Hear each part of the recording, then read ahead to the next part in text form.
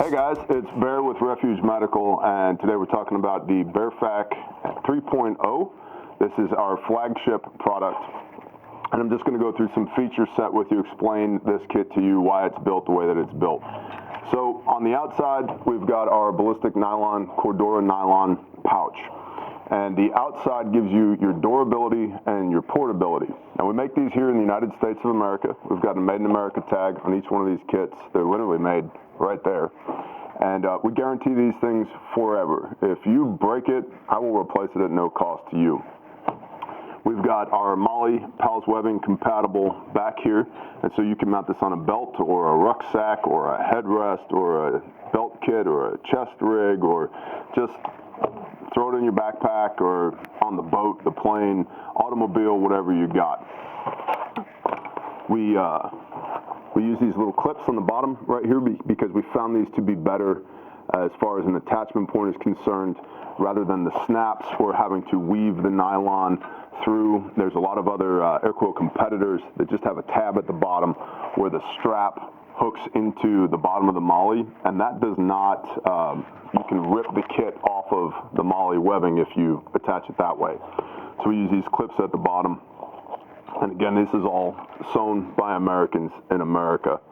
You've got your bar tack MOLLE on the side here, so you can attach shears or additional tourniquets or chem lights or Sharpies or EpiPens or whatever you want on the outside of the kit. This one being red with reflective.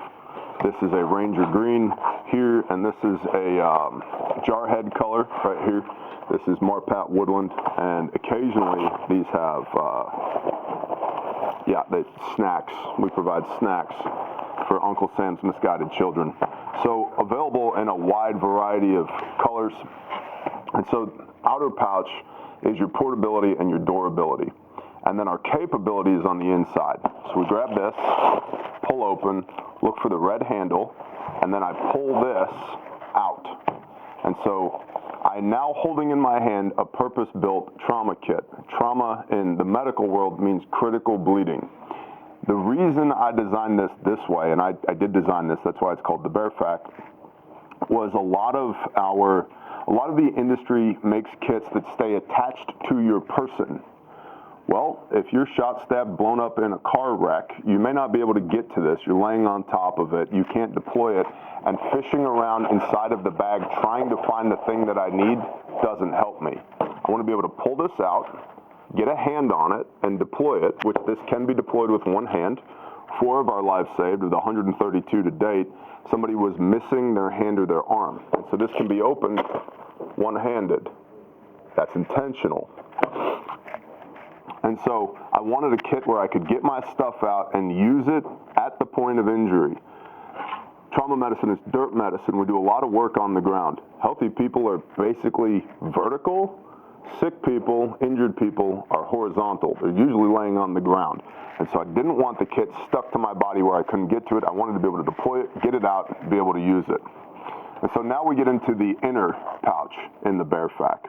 There's a tab up top here. If you wanted to stage another tourniquet in the top, there's enough room in the outer pouch that you can do that, whether it's a CAT or a soft T or a SWAT or an S-mark or another pressure bandage or whatever you might have. There's room for that right here in this top loop.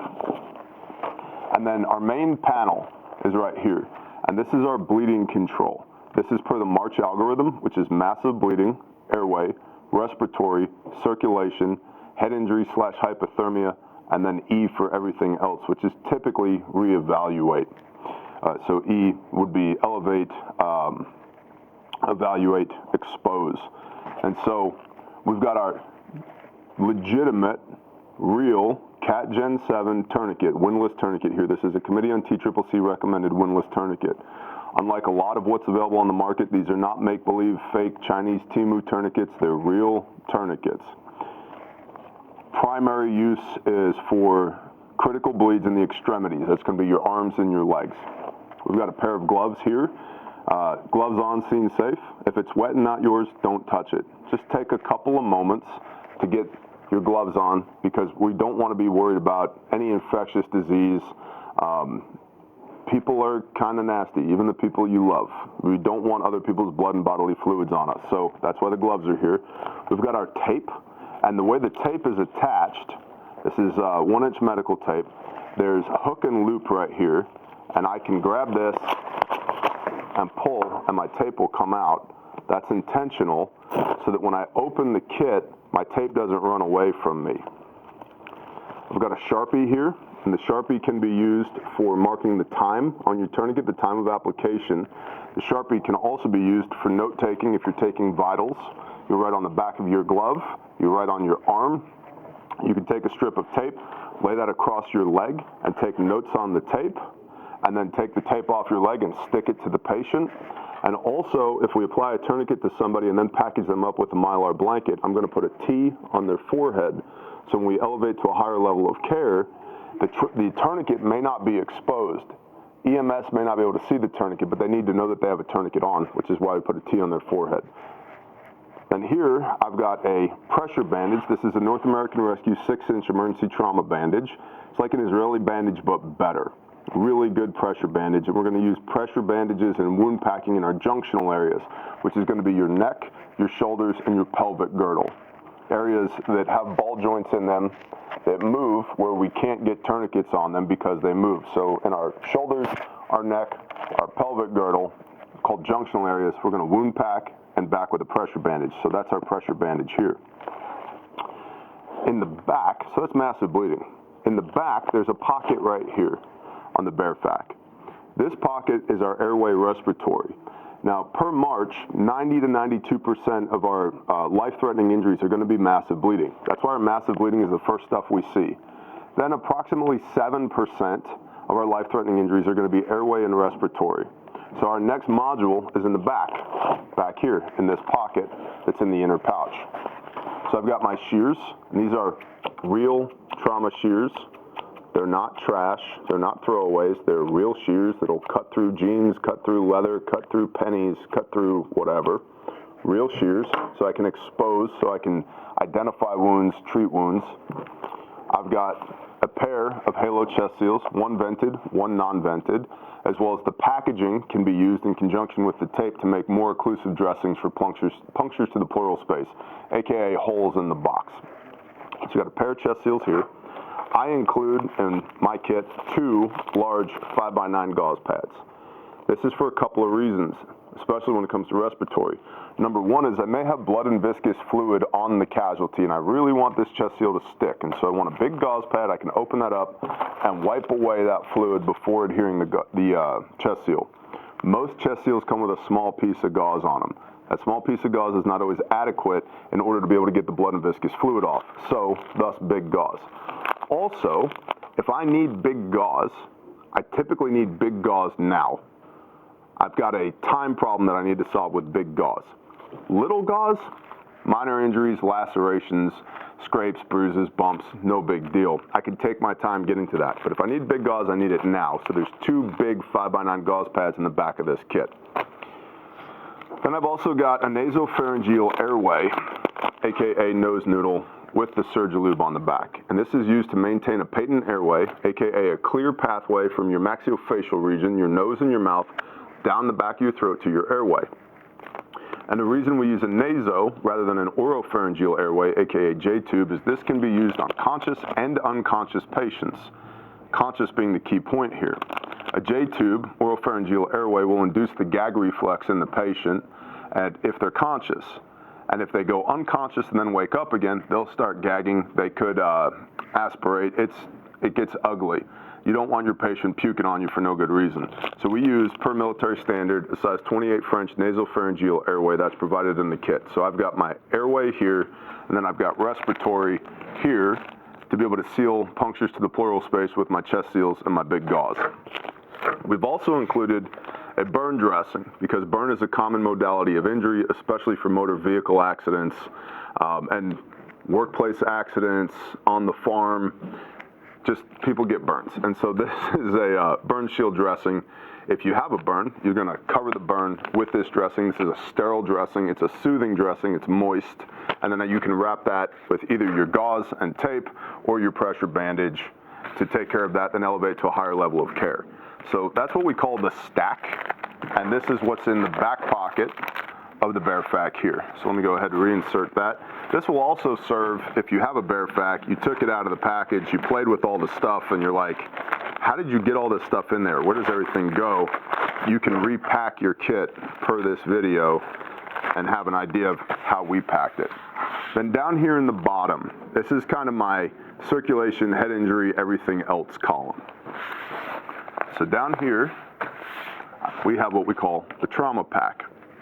In the trauma pack, and this is a heavy duty zip top bag, and this whole kit is moisture, dust, dirt resistant, especially when it's inside of the outer pouch.